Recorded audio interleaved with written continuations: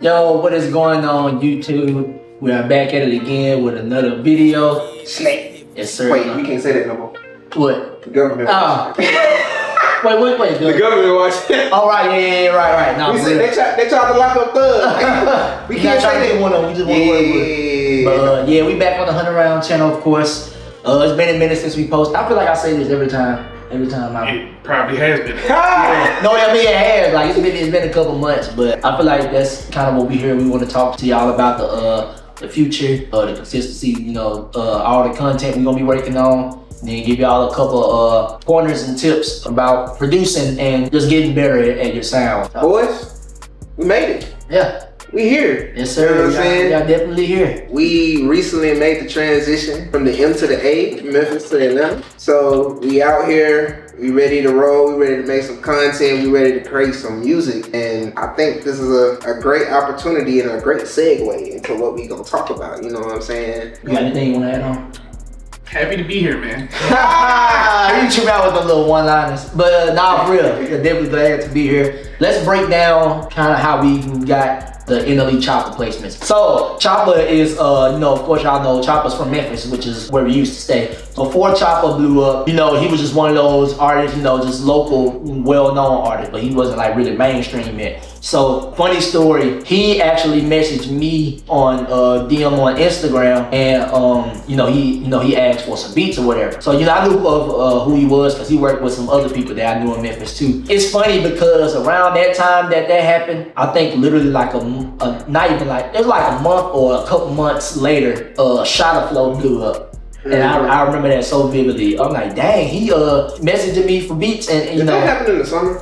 I think it did because I remember working at Dillard's at the time. I really did think it happened in the summer because when that song blew up, we was outside. Yeah, I remember because you remember in the music video he had a tank top on and so there was a lot of good music that year. So Shot Flow blew up. It was cool that he saw potential like in me, that he wanted to reach out to me and wanted to like use my beats or whatever. So right there is how we built the connection. And he was still like at the point like where he was like blowing up, but at the same time he could still talk to like the people, the up and comers. Yeah. After like around that time when it blew up, I actually messaged him back and I told him, congrats, proud of him and all that. Like you still want some beats or whatever, hit me up. You can always still hit me up. Funny enough, after that, he replied with his phone number. So Chopper, he was a real genuine cool dude. Wait, so you say he replied with your phone number, so the original conversation was on like Instagram or something? Yeah, all this is through Instagram. Yeah, all this is through DM. This is old Instagram,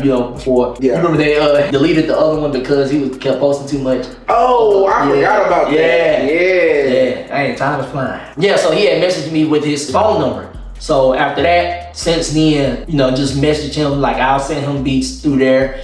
And then, ask him, what specific beats he like or whatever. And, he'll get back with me, on what he likes, and then we'll go from there. Then it got to a point, I think, when was Hunnid Round established? Hunnid Round was like 2020? Yeah. 2020? I think it was like 2020. That sounds about right. Yeah. Dang, we should know our own history. It It was. was 2020? Okay, yeah. It had to be. Beginning of 2020. Okay. So yeah, it was 2020. It got to a point, like when we formed our little producer collective, we wanted to get out there. So while I'm sending him, my beats, at the same time, like, okay, let me put my boys on, let me send their beats as well. He'll want to use it. So long story short with that, I told the members to send some beats. I can't remember at the time if I was sending it out weekly or I was just sending them out as I go, because I know sometimes I send out weekly. I think at that point it was as you go, because like you were making a lot of beats and you were like, hey y'all, Chopper needs some beats, man. Just load them up. So we all hopped in the lab and we was just cooking up everything, just sending over 10-15 beats to you, and then he sent them off, and then the rest was history with that. So as we're sending him beats, a couple months fly by. I don't think we necessarily knew, because like I said, he just grew up. I don't think he was like putting it out there that he was working on a project or whatever. He was real young, so like at that time, trillers and all that was popping. Mm-hmm. So he was making snippets and trillers and previews of songs back to back to back, and folks wanted like a lot of songs released or whatever. I forgot where I was at But I remember vividly, I had saw a Chopper fan page on the Explore page on Instagram, and I'm listening to like the song, whatever, and like Chopper rapping. So as he's rapping, I'm like, I don't know. It be kind of sound familiar. I don't know if I heard your tag or I think it just sounded like your beat or whatever. We just know what our beat sounds like. We all got like a certain style to us. Yeah, I think I sent it in the group chat. You know, we like, oh snap, it was Cannon beats. Yeah, we heard that song, and like also at that time, like Chopper, he's been recording, like he's rapping on my beats as well too. So what he'll do is like I'll send him beats, and then whatever he records to my beats, he'll send back the song. So I think that's what really got me, because I didn't get that. He didn't send the song That's what it back. was. No, he didn't send the song back. Yeah. But like I remember the beat or whatever. I'm like, wait, why is this not in my inventory? Yeah, so we was all hyped about that. I think it was like a couple months after that, his A&R, Lisa, shout out to Lisa. She messaged, I think she had messaged you. You want to say break down your experience? Yeah, I can go. We leave. It was basically just passing the. You're just like handing things. Right. Yeah, that's pretty much what it was. So yeah. But yeah, DJ Kid had saw the videos. He sent it to me, and I pretty much confirmed that was my beat. I was like, yeah, I made that shit. That was me for sure.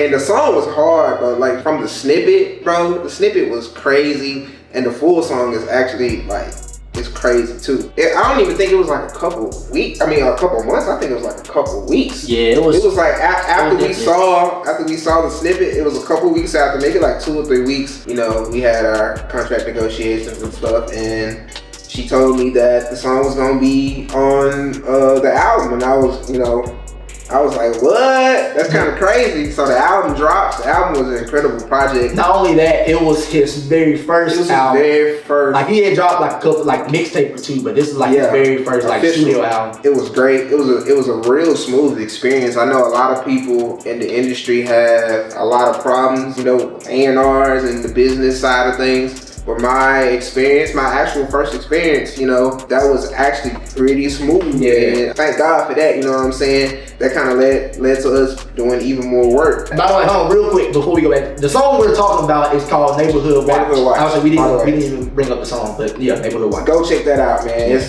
It's a banger. It's a banger. If you ain't listened to it yet. But yeah, that led to us doing some more work on from dark to light. What song is that? Now that was actually I remember that being 2020. Was that 2020 or 2021? I feel like that was 2020. It was like 21. 21. It had to be a year. It was definitely around still COVID. It had to be a year after. So yeah, cause I was out of town. I think when it I was in Jackson when it dropped. I remember that. You were? Yeah, I was in Jackson, Mississippi. Really? I had went out there with my cousin and. I don't remember that part, but okay. But, yeah, so basically we were locked in with Chop. Like, well, we was already locked in. Yeah, we was already sending, you know, all type of stuff. We was collabing on stuff. We was sending individual stuff. Yeah. And then not only that, like I feel like we were building like some type of like connection too, because we went to his birthday party as well. So like, it wasn't like it got to a point where it wasn't just on like through text or on social media. You know, it got to a point where it was like in person. Right. And he's a real cool dude. So it was you know real fun to work with him. As far as from dark to light, you know that's when the Woke Chopper came out. Woke Chopper came out that year. I think with that project, really, like it's crazy that it's crazy like with all our Chopper placements. I don't think y'all understand how many beats we sent them, especially like with other people's loops. But the fact the ones that he chose is the ones where we've all like every time, yeah. Like, we could make 10-15 beats per person, and maybe 1 or 2 of those beats was beats that we made fully with no samples, and the rest would be collabs, and then half of those would be collabs with other people, and then half of them would be collabs within the group. And it was actually kind of crazy that every single beat that he picked out of maybe like 100 or 200 beats that we would send him every month or something like that, it was always within the group. Like, it was a collab project. And like I said, that's another good segue to jigging. It was random as hell. It was so random. That's so I remember that day so vivid. So jigging was around like this. I think this was around like his birthday.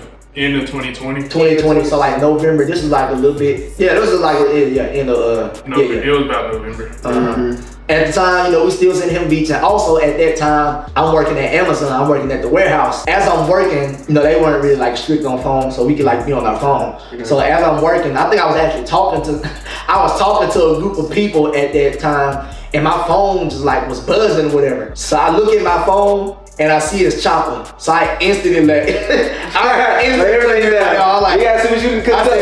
I said, hold on, y'all, I'll be back. So I pull myself to the side, I pick up the phone. He like, hey bro, you made this beat. And he played the beat, and it wasn't mine, but I was like, nah, but I instantly knew who beat it was. And I said, nah, that's not my beat. It was Quez. So he was like, okay, bet. He was like, if you could, I remember at the time, I think he said the 808 was kind of loud. So he was like, yeah. Mm-hmm. So he like, could you tell him to turn the 808 down or whatever? And I was like, bet, I got you.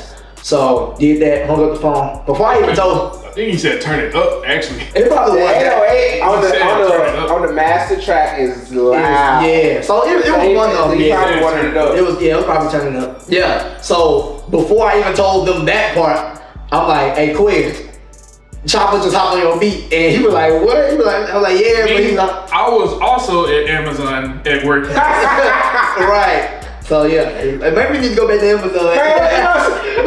Maybe everybody just needs to trap out of Amazon for 6 months and just get some placements. But no, it was actually kind of crazy because it was not only a shocker to him because Quez's style is very distinct. Mm-hmm. He has a very distinct style, and that was a Drake type beat. I think I was not expecting him to. Yeah, you know what I'm saying. But I think it became like a very good time for it to happen because this was also Chopper's experimental phase. Mm-hmm. You know what I'm saying? He was really going to different producers and trying to get different beats and creating a different sound right there because he was hopping off from dark to light.